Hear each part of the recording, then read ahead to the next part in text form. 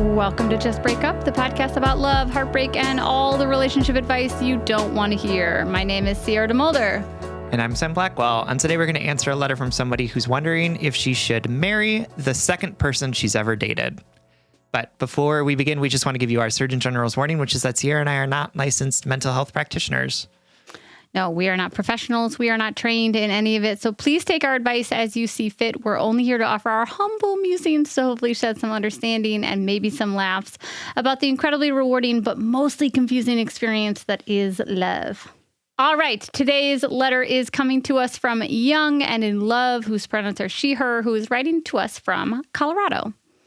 Hi, Sierra and Sam. First of all, I love your podcast, and I'm so grateful two wonderful queer people decided to make a podcast sharing their dating experiences. I'm writing to see your ponderings on my current life situation. I'm a 22-year-old gal, she, her, in a monogamous relationship with my partner who is 24, he, him. We have been together for almost 4 years, meaning I have been with him since I was 18. Our relationship is genuinely so beautiful and heartwarming. We fell in love very quickly and moved in together after only 10 months.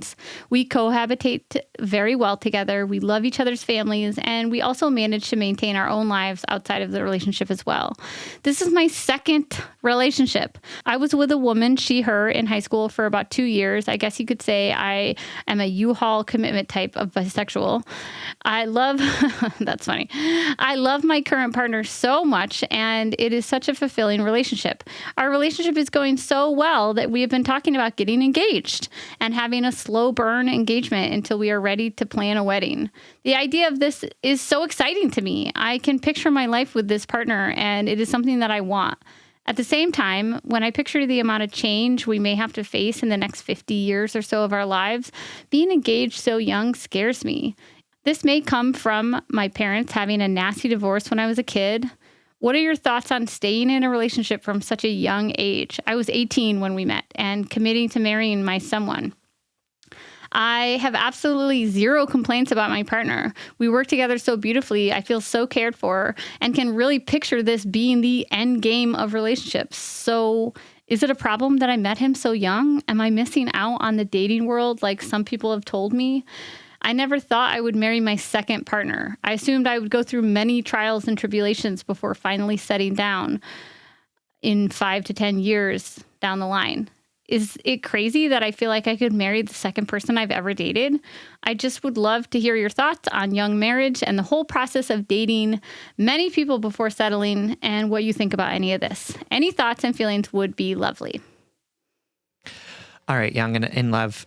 First of all, congratulations on your wonderful relationship. It sounds like this is a really, really wonderful man, and that you all are feeling very connected and supportive of each other. You know, I think it's really lucky to find someone that you feel so connected to and so affirmed and supported by so young.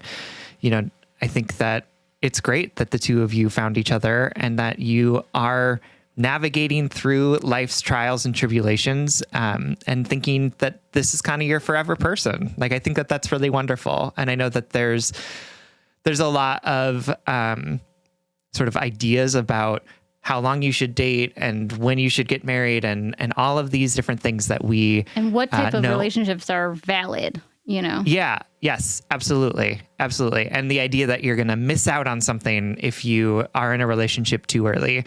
And, you know, some of those things are maybe truer than others, but they're not all universally true at the same time. And so we are going to talk a little bit about some of our thoughts and ideas on what it looks like to be in a relationship that is so successful, so young. But before we do that, we're going to take a quick break. All right, my darlings, welcome back into our letter writer. Thank you so much for writing and trusting us with this very tender, adorable letter. Yeah, I second everything that Sam said, and I want to say, like, as two queer elders to you. God, are we elders? to a 22-year-old we are. Yes. Okay. Yes. Got it. Elders to you. Got it. Okay. Yeah, I'm on board. Yeah. It's like, I'm not taking on the mantle of elder at this point yet. Well, I always have to talk to you, so I have been for years. So I am your elder, Sam. Always have been and always will be. Yeah. Okay. So what I was going to say is, I I don't really see any red flags in what you have described to us. I think that there's this misconception, and man, we just love to judge people. And I fall into that category, you know, like, we want to be like, oh my God, they got married too young and look what happened. Or, oh my God, they aren't going to settle down. They had these crazy relationships when they were young. We like to prescribe our own lived experience and perspective on other people's. But the truth is, like, everything you said to us sounds good, sounds fine. I think where some of that stigma about young relationships come in is that they're number one, there are people out there who date to get married. And it's sort of the same idea of like having kids to save a marriage. Like, it ain't gonna work. You gotta like, and I mean, like, obviously, like, we can date with the intention to get married, but I mean, like, sort of blindly going into marriage because they just want to be married, sort of thing. And the other thing is, when people have these concerns about young relationships committing so early, it's because we all know the roller coaster of change, and hardships and joys and challenges and successes and peace and turmoil that you're going to find in each other over the next 2 decades. Like, think about how much you and your partner are going to change. And that's just the truth of it. Like, I'm not trying to be ominous. I'm not trying to threaten you, because I think you absolutely can make it work. Right. And I think it's great. Like Sam said, it's great that you found this person that you feel so secure in. People go through life not feeling the security that you're talking about for decades. So this is a beautiful thing. But the person you love today will not be the person you marry, and will not be the person you enter your 40th decade with, or not 40th decade. That would be very old. Your, like 40th decade. Right. I'm saying like your decade of your 40s, not your 40th decade. Because if it was 40th decade, you'd be like, what, 400 years old? No. Oh, yeah. Got it. Yeah, okay, now I understand what you're saying. Yes. Your fourth decade. No, I'm saying your decades of your 40s. There we go. Vampires. Anyway, yeah, so I think that a couple things need to happen here. One, you need to recognize the gift that you have, which is the sense of security in this person. And you also have to recognize that you can move as confidently towards your desires as you want with this person. And a lot of life is going to be out of your control. You're not going to know who you two grow into, what challenges you face, what differences will arise between you two. And that's okay. I feel that like that's true of all of my relationships. I don't know what they're going to navigate together. But they are going to navigate them, I have people in my life who got married very young, right? Married their high school sweetheart, or like the first person that they started dating in college. And one of the things that they talk about in terms of the success of their relationship is that like they have to keep growing together, right? Like they're not going to be locked into this is my person and we're going to be like this in this iteration with these dynamics 100% of the time into the future. It's that like, oh, we've been growing and navigating what our relationship looks like given the different contexts that we're in, the way that we're moving through it. And I think that it's important to hold that for yourself, but also to recognize that like relationships aren't determined as successful based on their longevity, right? Like, the idea that somebody gets married and then the way that relationship is successful is if they don't ever get divorced, I don't think is the right way to be looking at relationships, because sometimes relationships run their course and sometimes we understand that to mean that the relationship has to end. And so I think that as you're thinking about like this idea of like, oh my God, I'm going to be locked in with this person for the next 50 years, like perhaps, maybe. Or we can look at this as, I don't know what the next 50 years of my life is going to bring, but I think that this person and I can figure out how to navigate those things together. And if not, I trust that we're going to be able to figure out what it looks like for us to not be together at some point.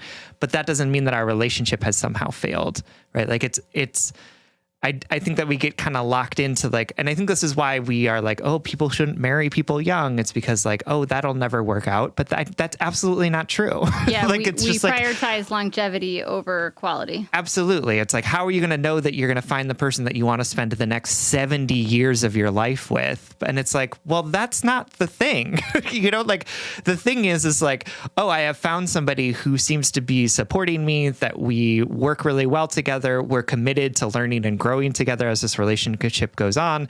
And like, that is the marker of, for me, what a successful relationship looks like. Not like, oh, I can anticipate what I'm going to need 40 years from now, and I can guarantee that this person is going to be able to provide it to me. Yeah. When I was reading this letter too, I was reminded that we have a relationship that mirrors this in-house in the JBU community. Spencer and his spouse met at 18. They are now a lot older than that and have been married for many, many years. And I remember I think we did a Patreon episode with Spencer talking about getting married young. They were together a long time before they got married, but they were in their 20s and they met at 18. And I remember Spencer saying they put a lot of work into their energy. They have grown towards each other and leaned towards each other in many ways, and had seasons of their relationship that were easier and harder than others. But he said, I would be lying if I didn't say we were just lucky, that we were lucky that we grew into people that still liked each other, or were still compatible, or still had had needs that the other person could fulfill. You know what I mean? And I don't think that ever changes. Like I really respect their marriage and the way they communicate and the way they grow together. And I know that they still grow. And I hope Willow and I continue to grow in the way that they are. So I just wanted to say that like we have these preconceived notions about getting married young. And I think that they are rooted in care, because we want people to live an authentic life that makes them happy, and the relationship escalator makes us often stay in relationships that don't make us happy, that makes us get married too fast, yada yada. And also, it just sounds like you got a good thing. Sounds like you got a good thing that feels right. And the other thing I want to push against is like, we answered another question on like last week's Patreon, I think, about like somebody who got married young and was in a very like religiously conservative relationship, and finally got out of that relationship and felt like they missed out on their 20s of like being able to date and have partners and have sexual experimentation, yada yada. And that is all valid grief, and that is like something that you have to, like, all decisions in our life have opportunity costs. So if you choose to stay in a monogamous relationship young, that is one of the opportunity costs, unless you decide to open up your relationship in a way, right? And that's just it. That is something you have to be comfortable with. But in that episode, we kind of explored the idea that like we all think we miss out on what other people had, but what other people have doesn't necessarily lead to the healing or the life experience or the growth that we need. Like, yeah, you'll have your 20s will look different and have already probably looked different than many of your peers. Does that mean it's better or worse? Does that mean you're going to learn more or less? No, because we can't compare one person's life to another, because that's just a fruitless adventure, or venture, I should say, not an adventure. It ties into this idea of like the relationship escalator, or like this idea that relationships should look a particular way, or that people's like dating histories should look a particular way, which is like in your 20s, you should be dating, and then you should get married, and then you'll be with that person for forever. And somehow, like, I don't know, being 35 and recently divorced and dating is seen as like pathetic or like not cool, right? Like you're not following the pattern. I can't believe, oh, you fucked up. Sorry, right? But like we can't keep thinking that because there are so many people who are like 36 and divorced and dating. Like it can't be like such a huge chunk of the population is somehow fucking up, right? Like what we need to be doing is to be embracing the diversity of dating and marriage and what relationships look like and saying, these are great. These are all successful ways of being and navigating through relationship, romantic or otherwise. And that there's a lot to be gained and maybe things to be lost from all of these different iterations, but none of them is like inherently better than the other, right? Like, neither is like the right way or the wrong way to do this. And so again, like this idea of you two finding each other early and maybe quote missing out on your dating in your 20s or whatever is like, yeah, and that's a perfectly acceptable and understandable way to be engaging in relationships, right? Like it's a really valid way of engaging in relationships in the same way that somebody who dated throughout their 20s and got married, or somebody who dated throughout their 20s and got married and then got divorced and then started dating again, right? Like all of these are wonderful ways of navigating through relationship with people, right? And neither is inherently better than the other. And I think we need to keep challenging that because it's silly that we're all still all tied to this idea of what dating should look like when we all know like so much about our own experiences and the people that we know experiences being different than this model that we've apparently decided is the best and right way to be operating. Yeah, I totally agree. And you know what? It's going to take work, like for you all to grow together, grow towards each other. It's going to take work, but it would take work if you were with somebody else. It would take work if you were with 10 people 2 years each, then staying with your partner for another 10 years. Like it's going to take work. And we want you to... How about this? The one thing I'll say is that I want to make sure that you're moving towards marriage because that is something that you see you wanting for your life, not something that you feel like was gifted to you by society. You know what I mean? Which is why I like the idea of the long burn engagement. Plus, weddings are really expensive. Y'all are young. Y'all got, once you get married, it's like, oh my God, when are you going to buy a house? When are you going to have babies? Like, for sure. Just, enjoy your 20s with each other. That sounds so great. Sounds lovely. Just know that there's no magic threshold that you walk through that will make your relationship not require work and growth and change and luck. But that's the magic of it. That's the unknown future, So Sam and I love you. We hope the very best for you. And I hope this makes you feel a little bit more resolute in what you want or what you don't want. Yeah. So thanks so much for writing. Absolutely. We hope that this helps. We love you. All right, pals, it is Friday, so that brings us to the blind date segment of our show. At the end of every week, we like to shout out something that we love, that we want to set you up with. And this week, our blind date is... a book called Wandering Stars by Tommy Orange. Tommy Orange was also the author of There, There, which I think won the Pulitzer Prize a few years ago. And this book is kind of a follow-up to that, although you could probably read it without reading the first one. But it's about a family of Cheyenne people. And the first half of the book kind of follows multiple generations of folks from the displacement off their land to kind of the present day, and then follows specifically a group of family members in present day Oakland. And it's a beautifully written book. Tommy Orange is just like so good at writing. His prose is just like, you just want to like eat it. It's so delicious.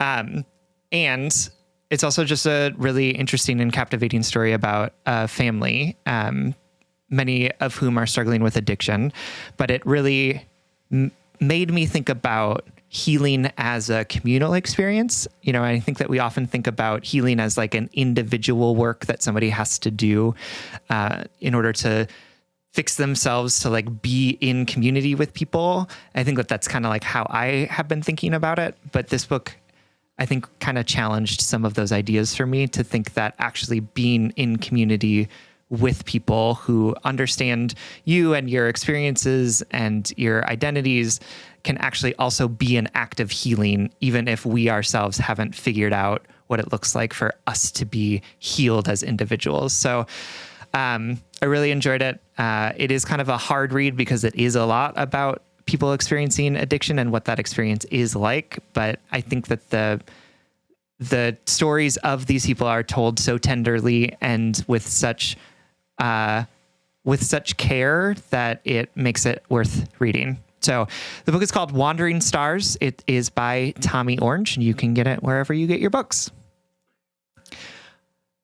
All right, everyone. Thank you so much for listening. If you would like more content from us, or if you would like access to our monthly office hours, you can support us on Patreon. If you support us on Patreon, you'll get a bonus weekly episode, as well as access to our back catalog of over 100 episodes. If you want a lot more content from us, that's patreon.com/justbreakuppod.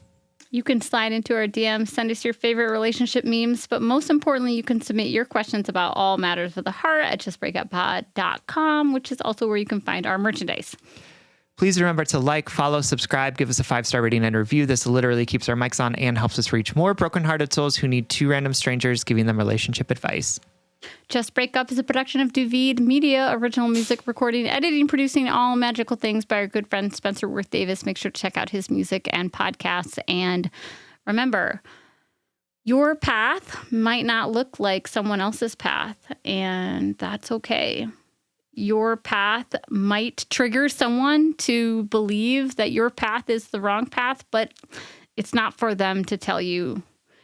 You are in charge of your life. You are capable of making authentic, autonomous decisions. And you're also capable of growing and adapting if those decisions lead you astray. And if all else fails, Just break up.